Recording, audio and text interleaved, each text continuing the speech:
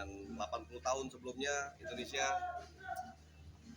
merdeka, dan itu diharapkan ada juga berbagi kebahagiaan dengan para warga-warga binaan yang memang sudah dalam pantauan yang memang kira-kira dalam klasifikasi bisa ikut diberikan remisi. Dan kami mengucapkan selamat kepada warga binaan di Lapas 2 Kota Padang ini dan di seluruh Kota Barat yang mendapatkan remisi.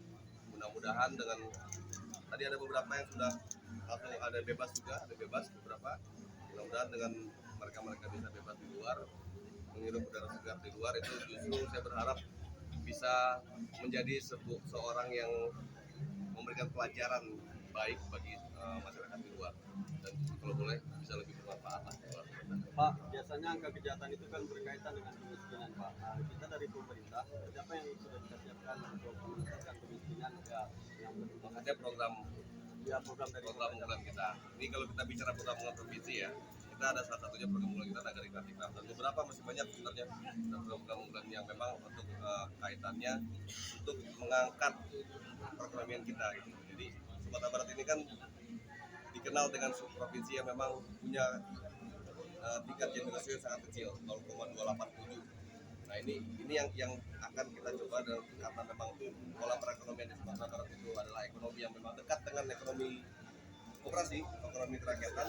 Nah justru kita menyambut baik program unggulan Pak Presiden ini yang bisa ikut meratakan ekonomi kita. Jadi nanti kita akan perkuat program prioritas juga dari Pak Presiden mengenai ekonomi koperasi ini untuk meningkatkan hasilnya, akhirnya meningkatkan penghasilan dari seluruh masyarakat yang ada di Sumatera Barat. Jika melihat postur angka kriminal atau kejahatan di luar, itu kan paling banyak narkoba, Pak. Ya. Kita dari pemerintah mungkin sudah ada yang kita lakukan, Pak. Ya itu pasti ya. Tadi saya dapat laporan narkoba jumlahnya di sini sekitar lebih dari 60% tahanan narkoba. Sementara kapasitas di bawah itu ya, kapasitas untuk di beberapa lapas itu.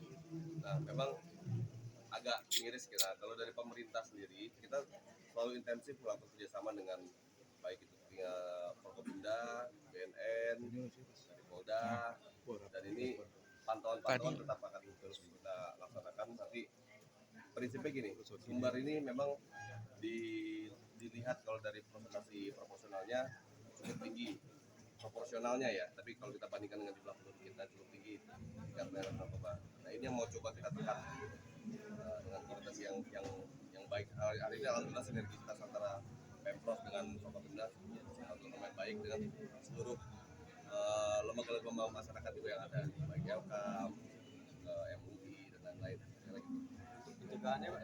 Untuk pencegahannya, ya ada beberapa program yang memang kita buat pencegahan. Jadi gini, narkoba ini salah satunya mungkin kita perlu angkat yang namanya tingkat kreativitas anak muda.